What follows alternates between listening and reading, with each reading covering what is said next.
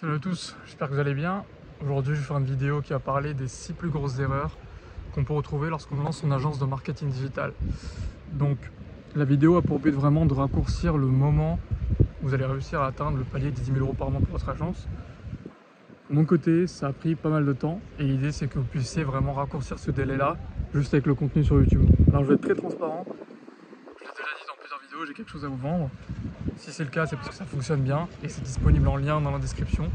Et ça a pour but vraiment de faire passer votre agence au-delà des 10 000 euros par mois et de vous accompagner à la performance. C'est-à-dire que si vous ne réussissez pas, je ne suis pas payé. Donc ça, c'est pour ceux qui vraiment ont déjà une agence qui tourne et qui souhaitent avoir un accompagnement très poussé. Donc l'idée de cette vidéo, c'est juste de vous donner du conseil et vous donner tellement de valeur que vous puissiez permettre de rejoindre ce programme et de se faire accompagner par mon équipe. Première des choses, la première erreur, c'est de ne jamais arrêter la prospection. La prospection, c'est simplement ce qui va faire animer votre agence. Et aujourd'hui, si vous stoppez ne serait-ce qu'un seul jour la prospection, vous perdez en fait le flux que vous avez atteint. Et comme voilà, on est sur un schéma cyclique, le jour où vous allez arrêter la prospection, vous n'allez pas le ressentir tout de suite, vous allez le ressentir dans plusieurs mois. Ou même voilà, dans plusieurs jours, pardon. Donc sur l'espace de 30 jours, vous allez voir que votre flux de clients va s'arrêter. Et ça, c'est pas du tout dû au fait simplement que vous avez arrêté la prospection il y a quelques jours ou quoi, mais ça va vraiment dater de très très longtemps. Donc ce que vous semez aujourd'hui, vous allez le récolter dans plusieurs mois au début. Et plus le temps avance, plus ce délai se raccourcit. Donc au début, vous allez faire une unité de prospection, vous allez l'obtenir au bout de 6 mois le premier retour. Et plus vous avancez, plus ce délai se raccourcit, et plus vous avez un roulement intéressant. Donc c'est pour ça que c'est super important au début de... Vraiment, c'est un peu comme dans les fusées. Les fusées aujourd'hui, quand elles décollent, elles brûlent 80% de leur kérosène juste au départ et 20% juste pour maintenir. Donc c'est pour ça que c'est très important de ne jamais lâcher la prospection au début. Personnellement, ça m'a pris plus de 6 mois à faire que de la prospection pure et dure avant d'aller chercher les premiers résultats. Donc très important, ne lâchez jamais ça. Donc ça, c'est vraiment la première erreur à ne pas causer en tout cas. La deuxième erreur, c'est de ne pas bien fixer les attentes avec ses clients. La plupart du temps, pour bien délivrer les résultats pour ses clients, il suffit juste de bien fixer les attentes. C'est-à-dire de ne pas surpromettre des choses à vos clients et ne pas aussi sous-délivrer. Ce qu'il faut faire la plupart du temps, c'est tout l'inverse. C'est justement promettre des résultats qui ne sont pas énormes et réussir à trouver le juste milieu qui arrive à faire vendre et qui arrive à faire passer l'étape du closing, et ensuite de surdélivrer par contre vraiment de votre côté et dans le laps de temps le plus court possible. Pour ceux qui ne voient pas de quoi je parle, allez regarder la vidéo sur le modèle de cash généré sous 30 jours. Pour être plus précis, l'idée c'est vraiment d'aller chercher du retour sur investissement positif sur les 30 premiers jours. C'est-à-dire que peu importe ce que le client a fait, s'il a payé vos services 1000 euros et qu'il a 1500 euros de budget pub, il faut qu'en l'espace vraiment de 30 jours, dans ce laps de temps-là, les 1500 euros soient retrouvés.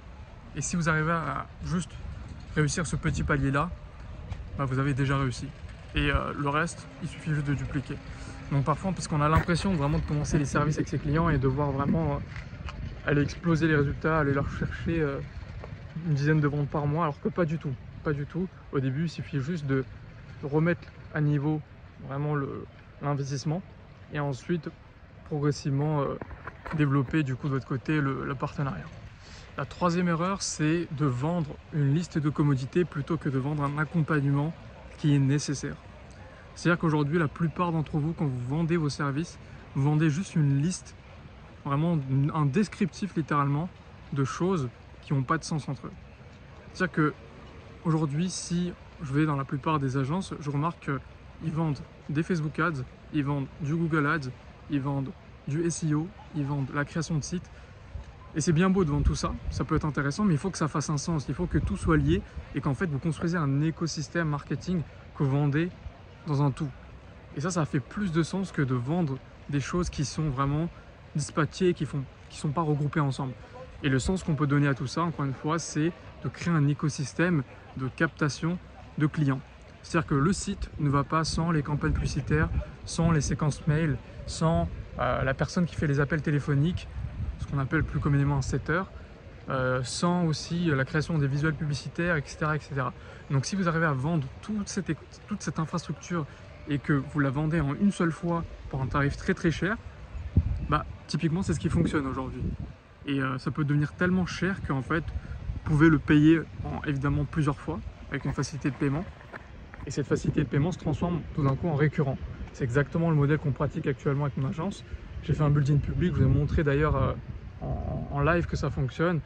Le mois d'avril, on l'a lancé, on a généré 7 000 € de chiffre d'affaires et ça avance de plus en plus. Et tout ça, c'est juste pour vous montrer que c'est un modèle qui fonctionne et qui est vraiment extrêmement bien pour les débutants. Et dans notre programme, c'est exactement ce qu'on montre et c'est exactement le modèle qu'on essaie de promouvoir pour les personnes qui viennent se lancer sur ce modèle. Prochaine erreur que j'ai pu commettre, c'est de déléguer, mais de déléguer aux mauvaises personnes. Et souvent, on a l'impression que déléguer, c'est vraiment synonyme de gain d'argent et gain de temps. Donc, on dit souvent gain de temps pour déléguer, mais l'erreur que la plupart des gens font, c'est de déléguer pour un coût qui est très très bas, voire même trop bas par rapport au retour sur investissement et le rendement que ça peut générer. Croyez-moi que le plus gros coût que vous pouvez avoir, c'est une mauvaise délégation. Si vous déléguez à la mauvaise personne, c'est vraiment foutu pour votre agence. Et ça, je l'ai payé, mais en tout cas, je l'ai vécu. Donc, je peux vous dire en tout cas vraiment avec beaucoup de franchise qu'une bonne délégation, une très très bonne délégation, ça coûte très cher. Vous pouvez trouver les meilleurs prestataires dans votre domaine, les meilleurs talents, mais une erreur de ces personnes-là, ça coûte encore plus cher. Donc, vraiment, essayez de trouver les meilleures personnes possibles dans votre milieu et les attirer ces talents vers votre business et de se permettre de trouver un service qui peut être totalement légitime pour payer à nouveau ses prestataires de la bonne manière. Et en tout cas, de la meilleure façon possible. Parce que vraiment, ces talents-là, quand vous les avez derrière, votre business, il tourne automatiquement. Vous avez vraiment besoin de rien faire du tout. Donc ça, vraiment, encore une erreur que je vous conseille d'éviter le plus rapidement possible. La cinquième erreur, c'est au niveau de la communication. Avec vos clients, ça revient un peu avec la partie de fixation des attentes, mais la communication, c'est vraiment primordial. La plupart des services, je pense que, en tout cas pour délivrer des bons services, ça ne se résume pas juste à délivrer des bons résultats, mais ça se résume aussi au fait de bien communiquer avec ses clients et fixer les bonnes attentes. On a parlé de la fixation des attentes, de vraiment sous-promettre et de délivrer plus que ce qu'on a promis. Maintenant, en termes de communication, il faut aussi être capable de communiquer énormément avec son client. Même pour un rien, il faut être capable vraiment le client doit sentir qu'on est présent et qu'on est là pour les aider. Donc, ce qui est important, c'est vraiment chaque semaine d'avoir un reporting, ou ne serait-ce que même si on n'a pas de reporting, juste prendre de nouvelles de son client et lui demander vraiment qu'est-ce qu'on pourrait faire aujourd'hui pour l'aider dans son business et dans le partenariat. Donc, qu'est-ce qu'aujourd'hui on pourrait faire pour vraiment faire avancer le partenariat et faire en sorte que cette collaboration ne s'arrête pas. Et c'est des questions que vous pouvez littéralement poser. Et ça, c'est le rôle de ce qu'on appelle le CSM, le Client Success Manager. C'est à lui vraiment de s'assurer du succès de vos clients et de créer cette relation justement qui va perdurer, qui va faire en sorte que sur le long terme, votre business perdure et que vos clients restent toujours et toujours. Un gros levier que vous pouvez utiliser aussi, c'est les groupes.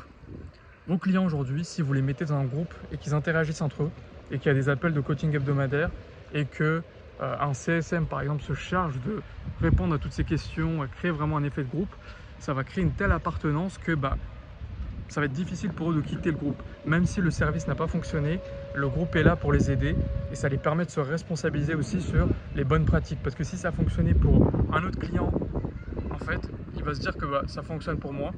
Et c'est pas une question de est-ce que ce programme fonctionne ou non, c'est plutôt une question de à quel point je vais le faire fonctionner. Et ce client, en fait, il va se mettre dans une introspection et c'est là qu'il va se dire, ok, il y a un truc à faire, je vais peut-être essayer d'améliorer mon côté, la relance téléphonique, je vais peut-être améliorer mon closing. Et là, en fait, c'est aussi une porte d'entrée pour vendre plein d'autres choses. Des accompagnements sur le closing, sur les relances téléphoniques ou quoi que ce soit. Bref, c'est totalement faisable. Enfin, la dernière erreur, c'est de choisir le bon véhicule. Aujourd'hui, la plupart des gens ont beau faire les plus gros efforts possibles sur ce business model, vous allez voir que certains vont progresser 2 fois plus vite que d'autres alors qu'ils font 2 fois moins d'efforts. Tout ça, c'est parce qu'ils ont un effet de levier énorme qui est leur modèle. Leur modèle économique change complètement la donne.